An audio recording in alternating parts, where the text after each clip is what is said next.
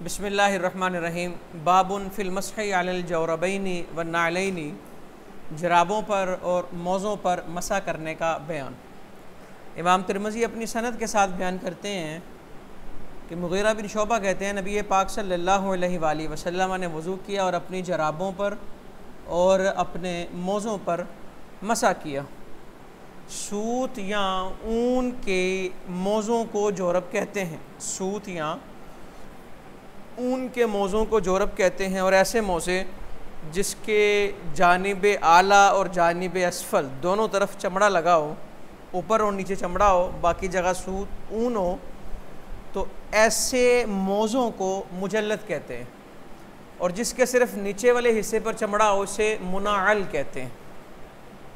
जोरब सूत या ऊन के मौज़ों को कहते हैं, ऊपर नीचे चमड़ा लगा हो उसे मुजल्लद कहते हैं, और सिर्फ नीचे चमड़ा लगा हो उसे मुनाअल कहते हैं।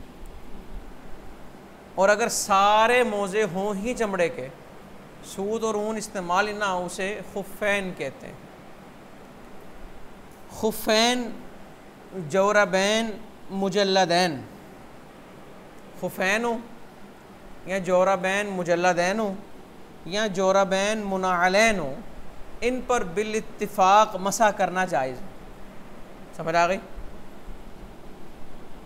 जौरबैन अगर मुजल्लद या मुनाअल ना हो, सिर्फ सूत या ऊन है, चमड़ा ना ऊपर लगा है ना ऊपर नीचे दोनों तरफ लगा ही नहीं हुआ, तो रकीक हो यानी सकीलैन की शराइत ना पाई जाती हो, तो उन पर बिल इत्तिफ़ाक़ मसा जायज़ नहीं। अब इख्तिलाफ़ है कि जौरबैन गैर मुजल्लदैन और गैर मुनाअलैन है लेकिन सकीलैन है। समझ आई? दो सूरतों में बिल इत्तिफ़ाक़ जायज़ है, एक सूरत में बिल इत्तिफ़ाक़ ममनू है, और इख्तिलाफ़ सिर्फ इस सूरत में है कि जौरबैन जो हैं वो गैर मुजल्लदैन और गैर मुनाअलैन है लेकिन सकीलैन है। अब इख्तिलाफ़ है इसमें कि मौज़ों पर मसा होगा या नहीं होगा। सकीलैन के लिए 3 शर्तों का पाया जाना ज़रूरी है। नंबर 1, मौज़े शफ़ाफ़ ना हो, यानी कि अगर उन पर पानी डाला जाए तो पानी पाँव तक ना पहुँचे। मोटी जराबें अगर किसी ने पहनी हैं तो उसके मोटे होने के लिए 3 शर्तें हैं। पहली शर्त की है कि पानी का कतरा अगर उस पर डाला तो उसके अंदर ना जाए बल्कि वहीं से बह कर नीचे गिर जाए, उसके अंदर सरायत ना करे। दूसरी शर्त है मुस्तमसिकुम बिगैर इस्तिमसाकिन, किसी सहारे के बग़ैर ख़ुद ब खुद ठहर जाएँ। उन जराबों को ठहराने के लिए तस्मे बांधने की ज़रूरत है। मुस्तमसिकुम बिगैर इस्तिमसाकिन। तीसरी शर्त चलना, पै दर पै चलना उनको पहनने के बाद मुमकिन हो। अगर ये 3 शर्तें पाई जाएंगी तो वो जो जौरबैन है ये सकीलैन की फ़हरिस्त में आएंगी। तो ऐसी जौरब पर जो शकील हो मसा करने में इख्तिलाफ़ है। आइमा सलासा और साहिबैन वो कहते हैं इन पर मसा जायज़ है। इमाम अबू हनीफ़ा रहमतुल्लाह ताला कहते हैं मसा जायज़ नहीं, लेकिन आखिरी वक्त में इमाम साहिब से इस मौक़िफ़ से रुजू साबित है।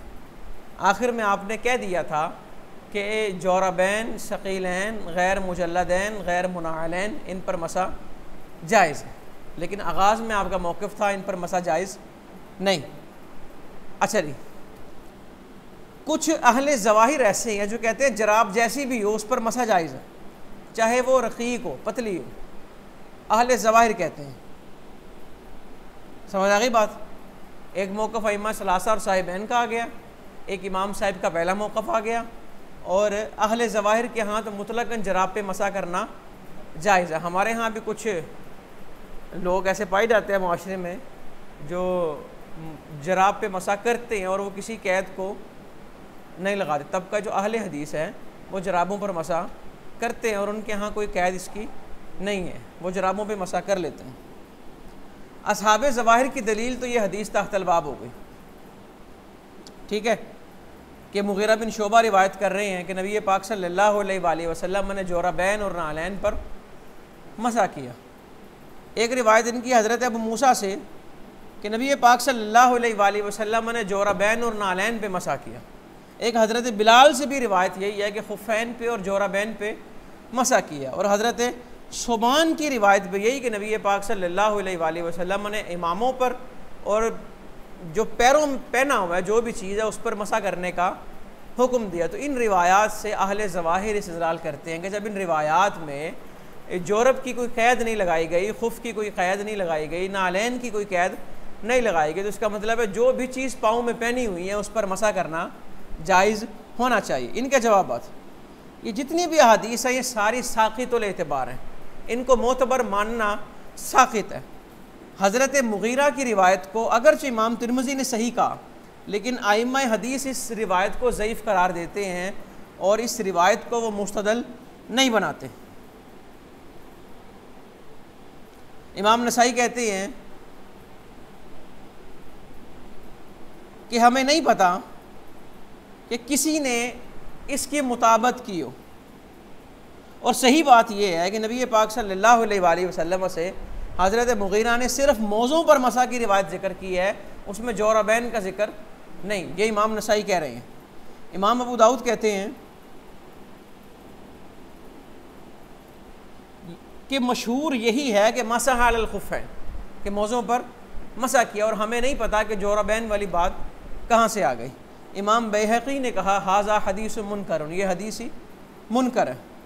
इसके बाद जो अबू मूसा अशरी रज़ी अल्लाह ताला अन्हु की रिवायत थी, उसके बारे मुहद्दिसीन कहते हैं उनकी सनद में एक दहाक रावी हैं जिनका सिमा अन अबी मूसा साबित नहीं, और अबू मूसा की इस रिवायत की सनद में अबू सिनान एक रावी हैं जो कि ज़ईफ़ हैं। तो ये भी रिवायत साक़ितुल एतबार ठहरी। हज़रत बिलाल वाली हदीस भी ज़ईफ़ है क्योंकि उसकी सनद में यज़ीद बिन अबू ज़ियाद और अबू याला हैं, और मुहद्दिसीन ने इन दोनों को ज़ईफ़ करार दिया है। हज़रत सौबान की रिवायत मुनक़ते है क्योंकि राशिद बिन सईद अन सौबान है, जबकि राशिद बिन सईद का समा सौबान से साबित ही नहीं है। तो ये जितनी रिवायतें जो अहले ज़वाहिर की हैं, जो मुस्तदल हैं उनका, ये सारी रिवायतें साक़ितुल एतबार हैं कि इनसे हुज्जत कायम करना दुरुस्त नहीं है। अच्छा जी,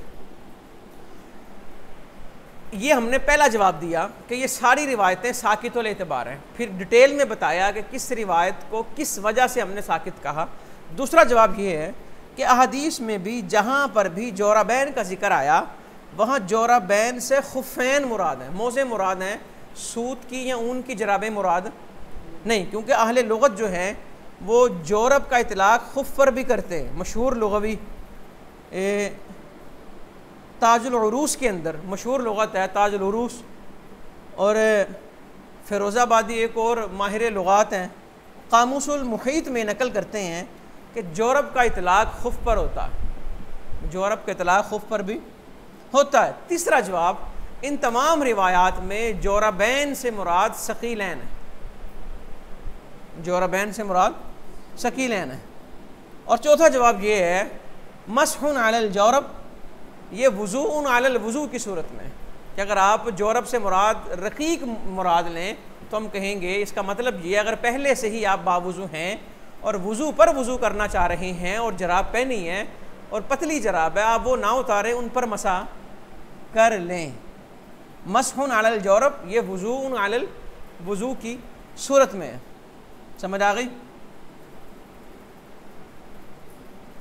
बाबु मा जा फिल मसह अलल इमामा, इमामे पर मसा का बयान। इमाम तिरमिज़ी अपनी सनद के साथ बयान करते हैं कि मुग़ीरा बिन शोबा अपने वालिद से रिवायत करते हैं कि नबी पाक सल्लल्लाहु अलैहि वसल्लम ने वुज़ू किया और अपने मौज़ों पर और अपने इमामे पर मसा किया।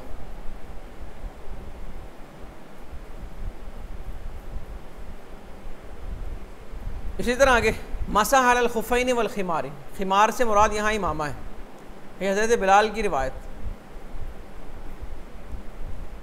रावी कहते हैं मैंने जाबिर बिन अब्दुल्ला से पूछा मौज़ों पर मसा करने के बारे में, उन्होंने कहा सुन्नत या इब्न अखी, मेरे भतीजे ये सुन्नत है। और मैंने पूछा इमामे पर मसा करने के बारे, तो आपने कहा मिस शअर अल मा, पानी को बालों तक पहुँचाओ, यानी कि बालों को पानी के साथ छूना ज़रूरी है। यानी कि उन्होंने यहाँ से कहा कि सिर्फ इमामे पर मसा काफ़ी नहीं है। अच्छा जी,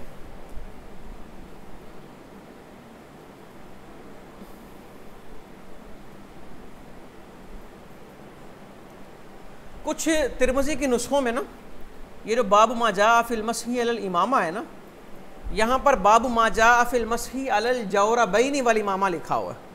तो ये जोराबैन के जो लफ्ज़ हैं इमाम तिरमिज़ी से या कातिब से कुछ तसामो हुआ है, क्योंकि रिवायत में जोराबैन का जिक्र नहीं है, खुफ़ैन का तो जिक्र है।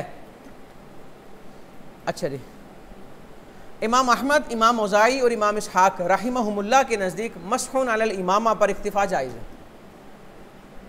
इमाम शाफ़ई के नज़दीक मसहुन अलल इमामा पर इक्तिफ़ा जायज़ नहीं, लेकिन मिक़दार मफ़रूज़ के मुताबिक सर का मसा कर लेने के बाद इस्तिआब की सुन्नत को पूरा करने के लिए इमामे पर मसा जायज़ है। चौथाई का फ़र्ज़ है ना, इधर देखो, ये इमामा शरीफ पहनना है और पिछला हिस्से पर मसा किया और पूरे सर को घेरने के लिए इमामे के ऊपर कर लिया, या यहीं से मसा शुरू किया और पीछे लाए और ये बालों को भी पानी छू लिया। इमाम शाफ़ी के यहाँ एक बाल का भी मसा कर लें तो फ़र्ज़ अदा हो जाता है। यानी कि इमाम शाफ़ी कहते हैं फ़र्ज़ अदा करने के बाद इस्तिआब की सुन्नत को पूरा करने के लिए इमामे पर मसा दुरुस्त है। इमाम मालिक और इमाम अबू हनीफ़ा रहमतुल्लाहि ताला अलैहिमा के नज़दीक सुन्नत इस्तिआब भी मसहुन अलल इमामा से अदा नहीं होगी, बल्कि सुन्नत इस्तिआब को पूरा करने के लिए पूरे सर को घेरना ये ज़रूरी है, इमामा शरीफ उतारा जाएगा। जो इमामे पर मसा के कायल हैं उनकी दलील हदीस तहतल बाब और हज़रत बिलाल की रिवायत, पहले बाब में जो रिवायत है और हज़रत बिलाल की, यानी कि 3 रिवायतें पढ़ी हमने। तो गुज़श्ता जो 2 रिवायतें, 2 बाबों की रिवायत थी या 2 रिवायतें थी, इनसे वो इस्तिदलाल करते हैं।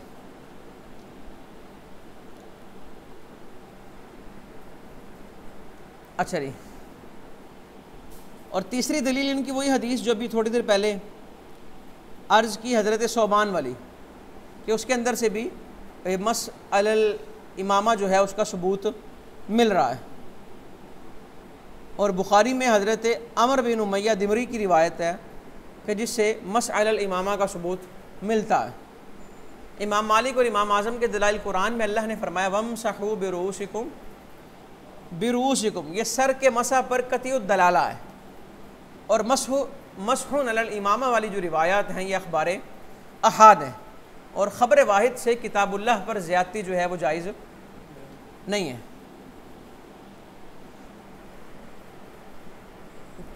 वो तमाम रिवायात जिनसे मसहुन अलल इमामा का सबूत मिलता है ये सारी तावीलात का इहतिमाल रखते हैं और इनके बहुत सारे जवाबात मौजूद हैं। और मुहद्दिसीन के मुताबिक जिन रिवायात में मसहुन अलल इमामा का सबूत है ये रिवायत मुख्तसर हैं और असल इबारत कुछ और है। इमाम तिरमिज़ी ने भी उसकी सराहत की।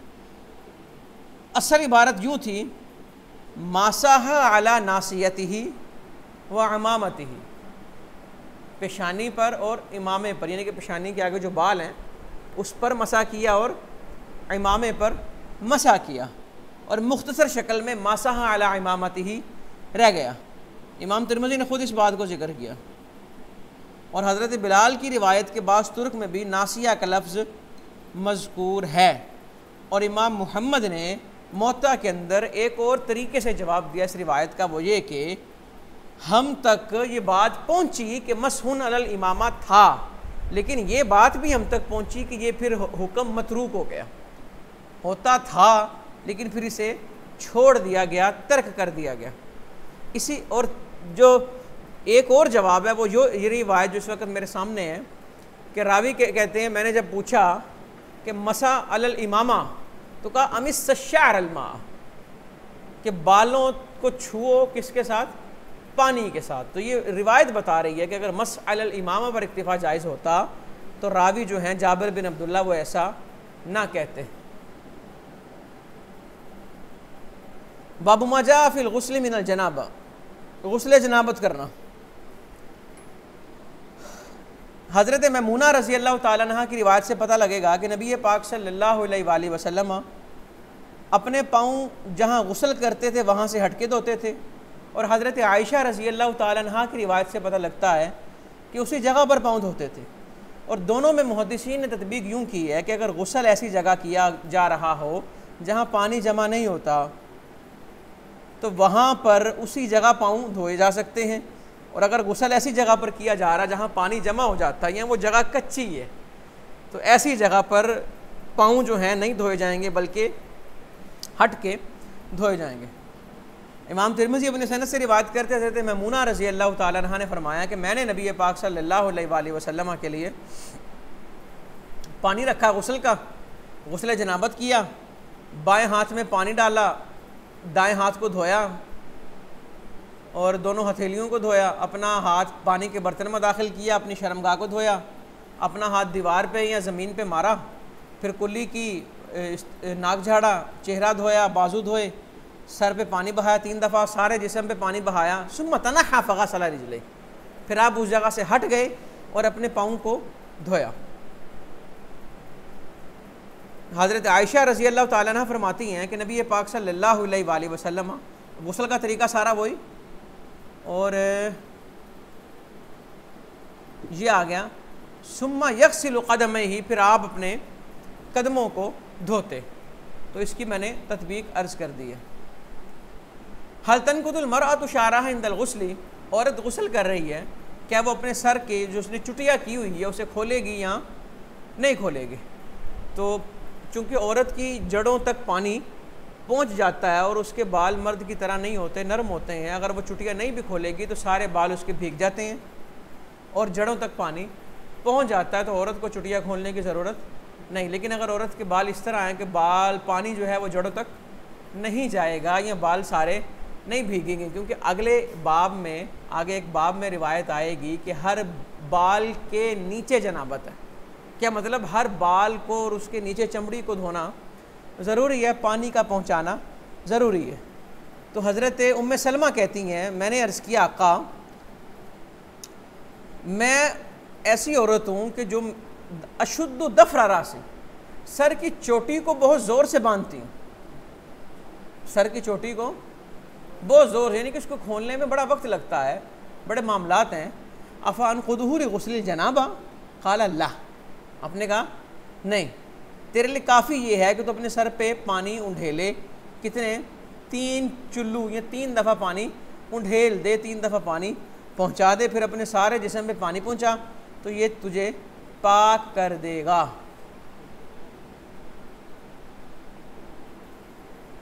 बाबू माजा न तहत कुल्लि शाअरतिन जनाबा, हर बाल के नीचे जनाबत है। हज़रत अबू हुरैरा रज़ी अल्लाह ताला अन्हु कहते हैं, नबी पाक सल्लल्लाहु अलैहि वसल्लम ने फरमाया, तहत कुल्लि शाअरतिन जनाबा फ़ग़सिलु शाअरा, सारे बालों को धो, वनकुल बशरा, और चमड़ी को साफ़ करो। यानी कि बालों को धोना भी ज़रूरी है और बालों के नीचे जो चमड़ी है उस तक पानी का पहुँचाना भी ज़रूरी है। बाबुन फिल वज़ूइ बादल गुस्ल, गुस्ल के बाद वज़ू करना, ये जवाज़ के लिए है।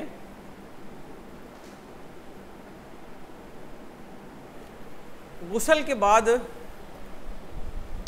अगर कोई वज़ू करे तो जायज़ है, लेकिन ये समझ के वज़ू करना कि अगर वज़ू नहीं करूँगा तो तहारत मुकम्मल नहीं होगी, जहालत है। गुस्ल जो है ये बड़ी तहारत है और वज़ू छोटी तहारत है, तो हर एक कुल के अंदर जुज़ जो है वो शामिल होता है। हज़रत आयशा रज़ी अल्लाह ताला अन्हा फरमाती हैं कि नबी पाक सल्लल्लाहु अलैहि वसल्लम गुस्ल के बाद वज़ू नहीं करते थे। बाबू माजा इज़ल तकल खितानानी वजबल गुस्ल, जब शर्मगाह आपस में मिल जाएँ तो गुस्ल जो है वो, इस्लाम के आगाज़ के अंदर हुक्म ये था कि जब तक मनी का खुरूज ना हो तब तक गुस्ल वाजिब नहीं होता, लेकिन बाद के अंदर अहकाम ये आ गए कि जब जिमा हो, हशफा गायब हो जाए, शर्मगाह से मिल जाए, इंजाल हो या ना हो, तो गुस्ल जो है वो वाजिब हो जाता है। हमें ऐसी रिवायत मिलेगी कि जिसमें साबित होगा कि जब तक मनी का खुरूज ना हो तब तक गुस्ल नहीं, तो वो इब्तिदाई इस्लाम का हुक्म है, बाद में वो हुक्म मनसूख हो गया।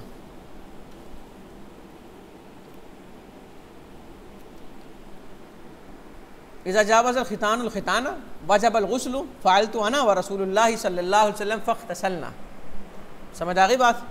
शर्मगाह से मिले, गुस्ल वाजिब है, तो मेरा और रसूल अकरम सल्लल्लाहु अलैहि वसल्लम का मामला ऐसा हुआ, तो हज़रत आयशा रज़ी अल्लाह ताला अन्हा फरमाती हैं, फिर हमने गुस्ल किया। हशफा गायब होना ज़रूरी है।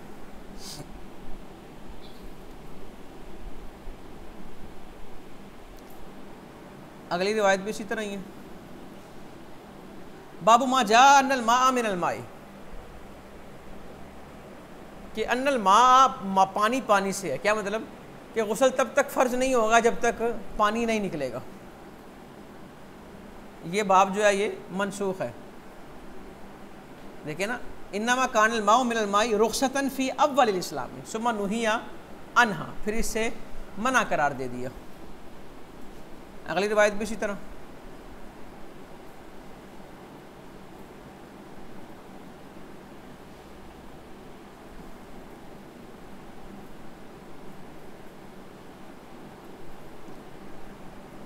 बाबुन फ़ीमन यस्तयक़िज़ु फ़यरा बललन वला यस्कुरु इहतिलामन। एक आदमी बेदार हुआ, उसको तरी महसूस नज़र आ रही है लेकिन उसे इहतिलाम याद नहीं है, तो क्या उस पर गुस्ल फ़र्ज़ होगा? या तरी नज़र आ रही है और इहतिलाम याद नहीं तो गुस्ल उस पर वाजिब है। और अगर इहतिलाम याद है लेकिन तरी नज़र, यानी कि लग रहा है उसे याद है कि इहतिलाम हुआ लेकिन उसके आसार नहीं है, तो गुस्ल वाजिब नहीं होगा। इमाम तिरमिज़ी अपनी सनद से रिवायत करते हैं कि अम्मा आयशा रज़ी अल्लाह ताला अन्हा ने फरमाया कि एक शख्स ने किसी ने पूछा हुज़ूर सल्लल्लाहु अलैहि वसल्लम से किसी शख्स के बारे कि जिसने तरी को पाया और उसे इहतिलाम याद नहीं, तो आपने फरमाया वो गुस्ल करे। और एक शख्स के बारे जिसे इहतिलाम याद है लेकिन तरी नहीं, तो आपने फरमाया उस पर गुस्ल नहीं। हज़रत उम्मे सलमा कहती हैं मैंने अर्ज़ किया आका क्या औरत पर भी गुस्ल है जब वो देखे वो चीज़ जो मर्द देखता है? आपने कहा नाम, इन निसा शक़ाइक़ुर रिजाल, औरतें जो हैं वो मर्दों की तरह हैं, यानी कि जिस तरह मर्दों को पे एहतिलाम होता है और गुस्ल वाजिब होता है, इसी तरह अगर औरत जो है मुहतलिमा हो गई है तो उस पर भी गुस्ल जो है वो वाजिब होगा। हुक्म वही है कि तरी देखे तो गुस्ल है, और तरी का मतलब, अब मिसाल के तौर पे कोई सुबह उठा एहतिलाम खुश्क हो गया और वो कहे तरी तो नहीं है, तरी का मतलब एहतिलाम के आसार हैं, क्योंकि जब वो हुआ था उस वक़्त तो तर ही था ना। बाबू माजाफिल मनी वल मज़ी, शहवत या जिमा के दौरान जो पानी झटके के साथ निकले उसे मनी कहते हैं, और इसी दौरान जो पानी बग़ैर झटके के निकले उसे मज़ी कहते हैं, और पेशाब से पहले या बाद में जो क़तरात आते हैं उसे वदी कहते हैं। और मनी जो है वो गाढ़ी होती है और मज़ी जो है वो सिर्फ़ पानी ही होता है। मज़ी और वदी से गुस्ल फ़र्ज़ नहीं होता, गुस्ल फ़र्ज़ होगा सिर्फ़ मनी की सूरत में।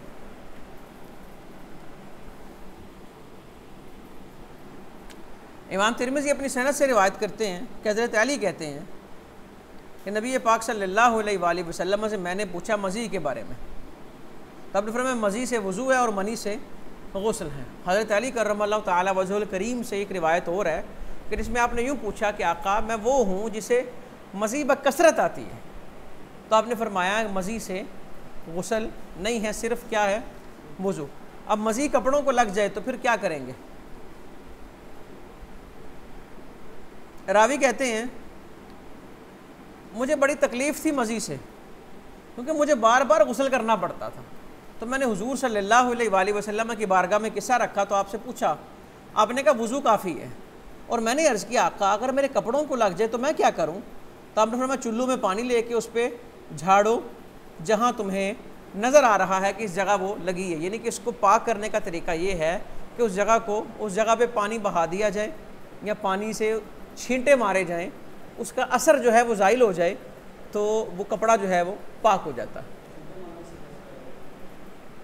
क्योंकि कतरा ही होगा इसका एक आधा, तो चुल्लू में पानी लेंगे तो इसका वो छींटा वो बिल्कुल कतरे तो नहीं होंगे ना, चुल्लू में ठीक ठाक पानी आता है, और वहाँ पे वो पानी डाल दिया जाए जहाँ पे नज़र आ रहा है कि ये मज़ी के असरात इस जगह लगे हैं।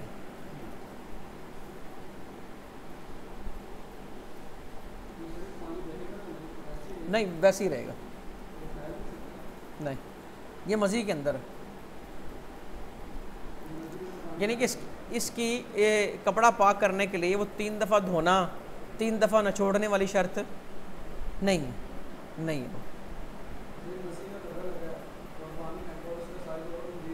नहीं वो फैलेगा नहीं। अच्छा जी, बाबुल फिल मनी ये युसीबु सौबा, अब मनी कपड़े को लग गई है तो इसको किस तरह धोया जाएगा? ये किस तरह पाक किया जाएगा? मज़ी का तो पता लग गया ना कि उसके अंदर उस तरह का तरीक़ा ज़रूरी नहीं जिस तरह कपड़े पे नजासत लग जाए तो उसको किया जाता है। सबसे पहले तो इख्तलाफ थोड़ा सा समात करें, मनी ताहिर है या नजीस है? इमाम मालिक, सुफियान सोरी, इमाम मुज़ाई, इमाम लैस के नज़दीक मनी जो है वो नापाक है। अगर कपड़े को लग जाए तो कपड़े को धोना ही ज़रूरी है, फ़र्क और हद किफ़ायत नहीं करता। फ़र्क और हद का मतलब खुरचना और कुरेद देना, ये किफ़ायत नहीं करेगा, कपड़े को धोना ही ज़रूरी है।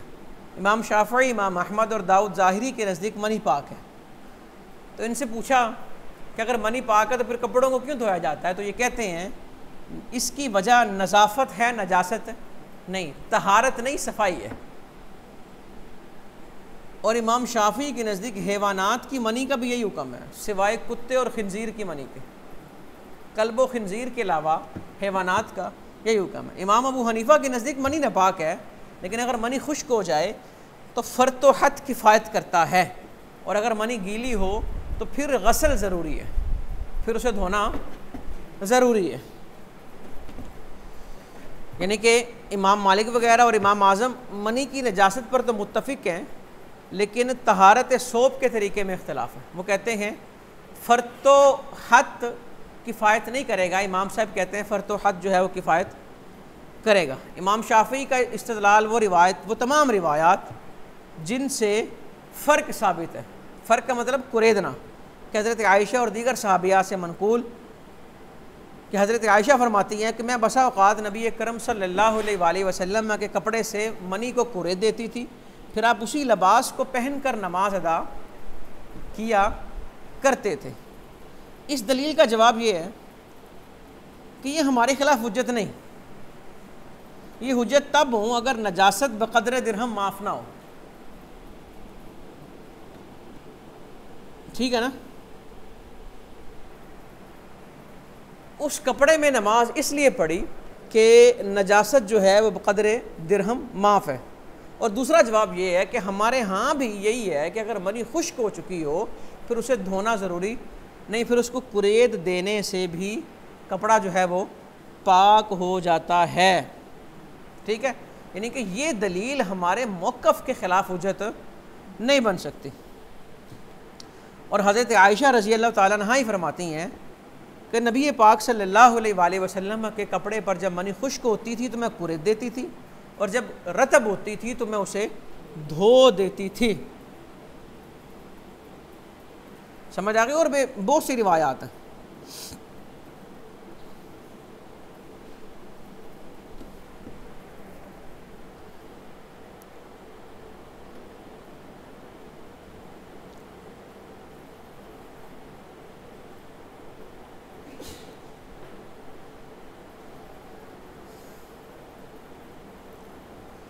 अच्छा जी, और रही बात इमाम शाफ़ी इसे पाक करार देते हैं, तो उसका जवाब ये है कि वो तमाम रिवायात जिनके अंदर एक कपड़े को पाक करने के लिए तहारत का लफ्ज़ इस्तेमाल किया गया, कि इसको पाक करने के लिए कहा गया कि कपड़ों को धोया जाएगा जब उस पर ये चीज़ें लग जाएं, और कहा मनी भी लग जाए, तो उनकी जो तहारत है, लफ्ज़ तहारत इस बात पर दलालत कर रहा है कि अगर जब तक तहारत नहीं होगी तो नजासत बाकी रहेगी। लफ्ज़ तहारत, जिस तरह पहले भी बहुत से बाब के अंदर हमने लफ्ज़ तहारत से यही इस्तेदलाल किया कि तहारत बता रहा है कि ये बर्तन या ये कपड़ा जो है ये नापाक हो चुका है। समझ आ गई बात? और इमाम मालिक के नज़दीक भी है तो नजिस ही, लेकिन वो कहते हैं कि खुरेदना ये है, ये काफ़ी नहीं है। तो हमारी वो तमाम रिवायात जिनके अंदर से मनी खुश्क होने की सूरत में उसको खुरचा जा रहा है, उनसे ये साबित हो रहा है कि अगर मनी खुश्क हो चुकी है तो उसको कुरेद दिया जाए तो कपड़ा जो है वो पाक हो जाता है। और इमाम मालिक जिनसे इस्तिलाल करते हैं उनका जवाब ये है कि वो तमाम रिवायात उस सूरत में हैं जब मनी जो है वो गीली हो, खुश्क ना हुई हो।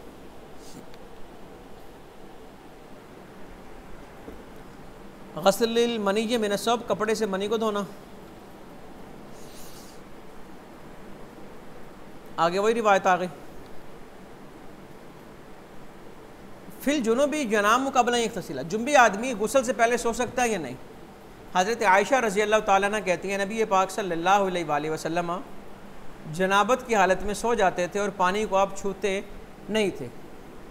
और आगे एक और रिवायत के हज़रत आयशा कहती हैं कि काना हुज़ूर सल्लल्लाहु अलैहि वसल्लम ने फरमाया ये तवद्दउ क़ब्ल अन यनाम, हुज़ूर सल्लल्लाहु अलैहि वसल्लम सोने से पहले वज़ू करते थे। कि ये फ़ेली रिवायत है अन नबी पाक सल्लल्लाहु अलैहि वसल्लम काना तवद्दउ क़ब्ल अन यनाम, सोने से पहले वज़ू कर लेते थे। यानी कि अगर जुम्बी होते तो सोने से पहले आप वज़ू कर लेते। अगर कोई सोने से पहले गुस्ल नहीं करता तो जायज़ है, वज़ू कर लेता है तो ठीक है। और अगर बग़ैर वज़ू या बग़ैर गुस्ल किए हालत जनाबत में सो जाता है तो ये जायज़ है। ठीक है। अगले बाब के अंदर भी रिवायत यही है कि बाबुन फिल वज़ू लिल जुनूबी इज़ा अरादा अन यनामा, वही रिवायत आपने फरमाया नाम इज़ा तवद्दा, वो सो जाए लेकिन वो वज़ू कर ले। जुम्बी से मुसाफ़ा करने का बयान। हज़रत अबू हुरैरा रज़ी अल्लाह ताला अन्हु को नबी पाक सल्लल्लाहु अलैहि वसल्लम मिले और हज़रत अबू हुरैरा जुम्बी थे। तो कहते मैं आँख चुरा के निकल गया, गुस्ल किया और फिर आया। तो हुज़ूर ने कहा कहाँ थे, आईना कुंता कहा या आईना ज़हबता कहा। अर्ज़ किया आका मैं जुम्बी हो गया था। तो आपने फरमाया मुसलमान जो है वो नापाक नहीं होता, यानी कि वो जो जनाबत थी वो तुम्हारे हाथ में सरायत नहीं कर गई थी। अच्छा जी, इन्नल मोमिन ला युनज्जिसु, मोमिन नापाक नहीं होता। हालांकि मोमिन तो नापाक होता है, नापाक होता है तभी तो गुस्ल फ़र्ज होता है उस पर। लेकिन इसका क्या मतलब है यहाँ पे इन्नल मोमिन ला युनज्जिसु, इसमें ख़ास नजासत की नफ़ी की गई। वो क्या है कि वो नजासत तुम्हारे हाथों में नहीं आई, समझ आई। तो जो हज़रत अबू हुरैरा के ज़ाम में थे वो समझ ये रहे थे कि मैं चूँकि जुम्बी हूँ तो मेरा हाथ भी जुम्बी हो गया, मेरे जिस्म का पूरा जुम्बी हो चुका। तो आपने फरमाया मोमिन जो है वो नापाक नहीं होता। अच्छा अब सवाल ये है अगर ख़ास नजासत की नफ़ी है तो उससे तो काफिर भी नजिस नहीं होता, तो यहाँ मुस्लिम की कैद क्यों लगाई? अगर काफिर जुम्बी हुआ है तो जनाबत उसके हाथों में कौन सा शरायत करती? तो जवाब उसका ये है कि मोमिन की कैद इख्तिराजी नहीं, मोमिन की कैद इसलिए है चूँकि खिताब मोमिन को हो रहा था। और एक और जवाब अगर इसको कैद इख्तिराजी कहें तो माना ये होगा कि काफिर इख्तिलात और मुकालमे के लायक ही नहीं है, वो गुफ्तगू के इख्तिलात और मुकालमे के। अल्लाह ने फरमाया नमल मुशरिकूना कि मुशरिकीन जो हैं ये नजिस हैं, फ़ला यक़रबुल मस्जिदल हराम बाद आमिहिम हाज़ा, तो ये साल के बाद मस्जिद हराम में दाखिल ना हो। अच्छा जी, और इस आयत में नजासत से मुराद एतिक़ादी नजासत है। कौन सी? एतिक़ादी नजासत मुराद है। इमाम अबू हनीफ़ा के नज़दीक काफिर मस्जिद में दाखिल हो सकता है, इमाम मालिक के नज़दीक किसी भी मस्जिद में नहीं जा सकता, इमाम शाफ़ी के नज़दीक मस्जिद हराम के अलावा हर मस्जिद में दाखिल हो सकता है। ये जो आयत पढ़ी इन्नमल मुशरिकून नजिसुन, ये इमाम मालिक की दलील है। तो कहते हैं कुफर की वजह से जब मस्जिद हराम में दाखिला ममनू है तो तमाम मसाजिद में दाखिला ममनू है। अनाफ कहते हैं उलाई का माकान लहुम अन यदखुलूहा इल्ला खाइफिन, मालूम हुआ अगर कुफार खाइफ होकर मस्जिद में दाखिल होना चाहें तो दाखिल हो सकते हैं। और बुखारी के अंदर सुमामा का वाक़या कि उसे मस्जिद नबवी के अंदर बांधा गया, तो वो था तो काफिर उस वक़्त, और वफ़द बनी सक़ीफ़ को मस्जिद क़ुबा में ठहराया और फरमाया कि उनकी नजासत बदनी नहीं एतिक़ादी है, बदन तो पाक है ना, अक़ीदे की नजासत है। और एक अराबी आया और मस्जिद में आकर उसने पूछा अय्युकुम मोहम्मद सल्लल्लाहु अलैहि वसल्लम, अगर काफिर का दाखिला ममनू होता तो मस्जिद में उसे दाखिल होने ना दिया जाता। नजार के नसारा का वफ़द 9 हिजरी को मदीना आया तो आपने उनको मस्जिद नबवी में ठहराया। अबू सुफियान उस वक़्त सुलह हुदैबिया के बाद तजदीद अहद के लिए मस्जिद नबवी में आए। तो ये सारे दलाइल से पता लग रहा है कि काफिर जो है मस्जिद में दाखिल हो सकता है। फिल्मराती तराफिल मनामी मिसला मा यरा रजुलु, औरत ने ख्वाब में वो देखा जो मर्द ने देखा। तो ये वही बात जो पीछे हमने इसको डिस्कस कर लिया। एक आदमी गुस्ल करके आया और गुस्ल करने के बाद यस्तदफ़ी बिल मरआ, वो जिस्म को गरमाइश देने के लिए, यानी कि औरत के जिस्म से वो गरमाइश हासिल कर सकता है।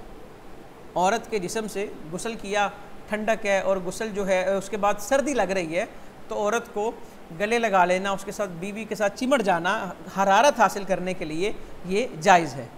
इमाम तिरमिज़ी अपनी सनद से बयान करते हज़रत आयशा रज़ी अल्लाह ताला अन्हा ने फरमाया कि कभी कभी नबी पाक सल्लल्लाहु अलैहि वसल्लम गुस्ल जनाबत करते, फिर मेरे पास हरारत के लिए आते तो मैं आपके साथ चिमट जाती, हालांकि मैंने गुस्ल नहीं किया होता था। तो ये गुज़श्ता बाब से ही अटैच है ये रिवायत कि जिस्म नापाक, यानी कि सारा वो सिर्फ जहाँ नजासत लगी है वो जगह नापाक है। अगर बाहर है नजासत और अगर बाहर नजासत नहीं है तो अमर ताबुद ही है कि इंसान ने गुस्ल करना है, वरना उसका हाथ पाँव वगैरह जो हैं वो नजिस नहीं हुए। यहाँ से इंशाल्लाह फिर पढ़ेंगे।